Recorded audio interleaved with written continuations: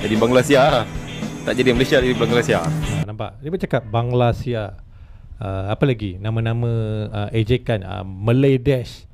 Sebab apa? Sebab apa orang panggil, orang gelar Malaysia ni Meladesh? Inilah antara beberapa sebabnya.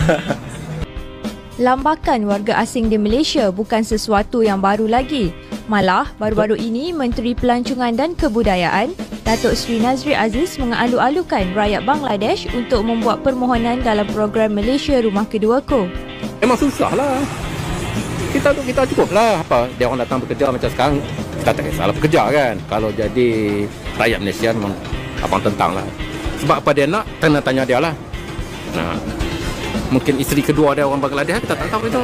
Sehubungan itu, kami telah membuat tinjauan di kawasan yang padat dengan warga Bangladesh dan memaklumkan kepada mereka berkenaan kenyataan Datuk Seri Nazri Aziz itu.